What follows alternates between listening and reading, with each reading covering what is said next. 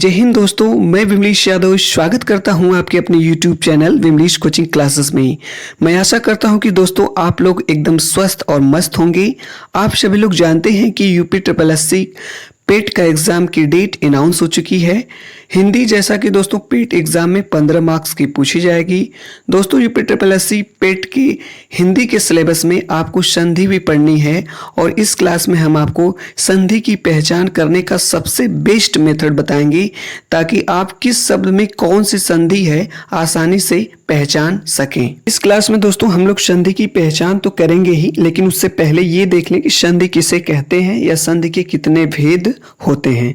तो यहाँ पे दोस्तों देख पा रहे होंगे संधि को इंग्लिश में ज्वाइनिंग कहते हैं। जो संधि की परिभाषा है, दो सन्निकट वर्णों के मेल को संधि कहते हैं। संधि के भेद मीन्स संधि के प्रकार कई बार एग्जाम्स में पूछा गया है। संधि के कितने भेद होते हैं? तो संधि के 3 भेद होते हैं दोस्तों। पहला आपका है स्वर संधि, दूसरा है व्यंजन संधि और तीसरा हमारा है विसर्ग संधि। स्वर संधि भी पूछा गया है। स्वर संधि के कितने भेद होते हैं? तो जो दोस्तों स्वर संधि के 5 भेद होते हैं, जैसा कि आप लोग देख पा रहे होंगे। पहला आपका है दीर्घ स्वर संधि, दूसरा गुण स्वर संधि, तीसरा आपका है वृद्धि स्वर संधि, चौथा आपका है यड़ स्वर संधि और पांचवा है अयादि स्वर संधि। यानी कि स्वर संधि के 5 भेद होते हैं और संधि के 3 भेद होते हैं। ठीक है, अब हम लोग इसकी पहचान को देखेंगे। तो आइए देखते हैं संधि की पहचान। तो सबसे पहले हमारा है दीर्घ स्वर संधि। दीर्घ स्वर संधि में दोस्तों दीर्घ स्वर आएंगे, जैसे अ और आ में आ बड़ा है, छोटी ई और बड़ी में बड़ी ई है, और री में और बड़ी री में बड़ी री बड़ी है, छोटाऊ और बड़ाऊ में बड़ाऊ बड़ा है। तो ये जो 4 आपके हैं, आ, बड़ी ई, बड़ी री और बड़ाऊ, ये आपके दीर्घ स्वर संधि में आते हैं। यानी कि किसी भी शब्द में यदि आपको संधि की पहचान करनी है तो उस शब्द को आप पढ़िए और बीच वाले वर्ड पे देखिए, बीच वाले अक्षर पे देखिए कौन सी मात्रा लगी हुई है। जैसे वार्तालाप शब्द हम पढ़ रहे हैं तो त पे देखिए आ की मात्रा लगी हुई है, दिशांतर में स पे आ की मात्रा लगी हुई है, महानंद में ह पे आ की मात्रा लगी हुई है। तो ये आपकी कौन सी संधि हो जाएगी? दीर्घ स्वर संधि हमारी हो जाएगी। इसी तरीके से कविंद्र में व पे बड़ी की मात्रा, परीक्षा पे र पे बड़ी की मात्रा, लक्ष्मी इच्छा में म पे बड़ी की मात्रा, तो ये भी आपकी दीर्घ स्वर संधि हो जाएगा। इसी तरीके से धातुष्मा में त पे बड़ाऊ की मात्रा, य पे बड़ाऊ की मात्रा और यहाँ पे लघुत्तर में घ पे बड़ाऊ की मात्रा है। तो ये जहाँ पर भी आ, बड़ी ई, बड़ी री या बड़ाऊ की मात्रा आ जाए वो प्रायः आपकी दीर्घ स्वर संधि हो जाती है। ठीक है, ये मैंने कुछ एग्जाम्पल, कुछ उदाहरण आपको दिया है और भी अपने से आप लोग प्रयास करिए उदाहरण लेने का और उसमें समझने का प्रयास करेंगे तो आपको समझ में आ जाएगा। ठीक है, अगली संधि पे चलते हैं। ये हमारी अगली संधि है गुण स्वर संधि।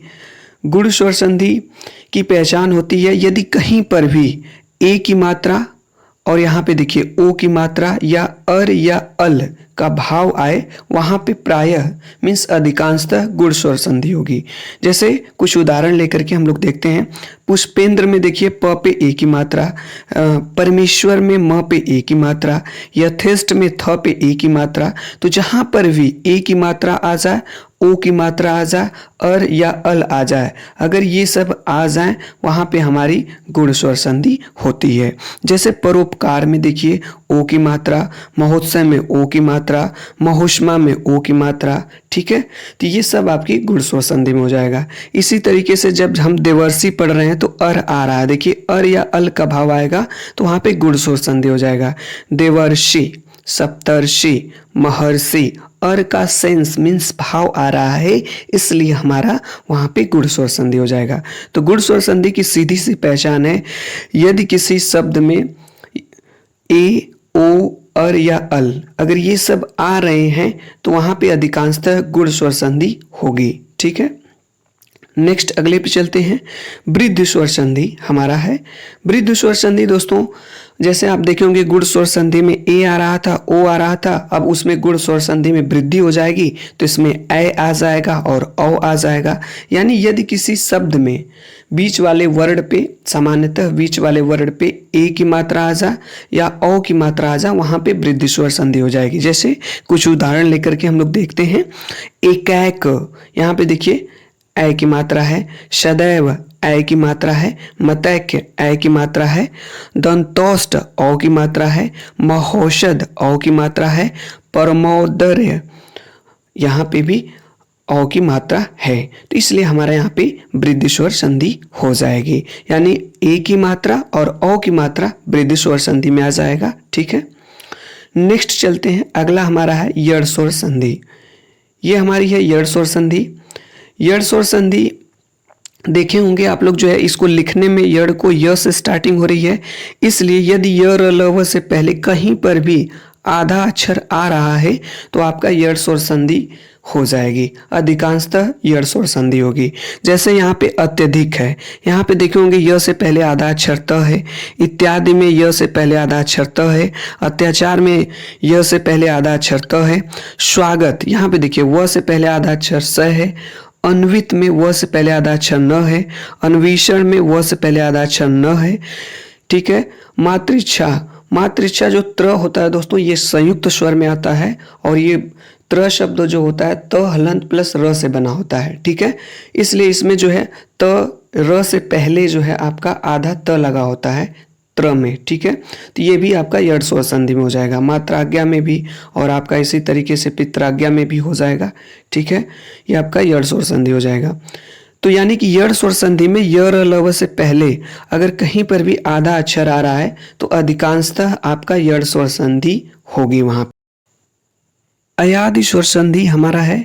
अयादि स्वर संधि में देख पा रहे होंगे दोस्तों कि अयादि में अय है।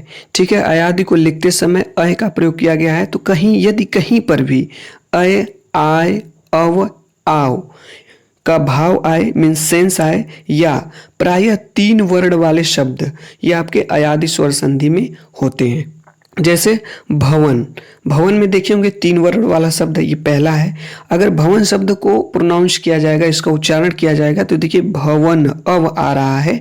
ठीक है, पावन में आव आ रहा है, पावक में भी आव आ रहा है, गायक में आय आ रहा है, गायन में भी आय आ रहा है, भाविनी में आव आ रहा है। तो जहां पर भी अय, आय, अव, आव या प्रायः 3 वर्ण वाले शब्द होते हैं वहां पे अयादि स्वर संधि होती है। तो हम आपको दोस्तों पूरी स्वर संधि की पहचान बता दिए। इसके माध्यम से किसी भी शब्द में कौन सी संधि होगी, स्वर संधि में कौन सी संधि होगी, आप पहचान सकते हैं। तो जल्दी से हम लोग एक बार क्विक रिवीजन कर लेते हैं।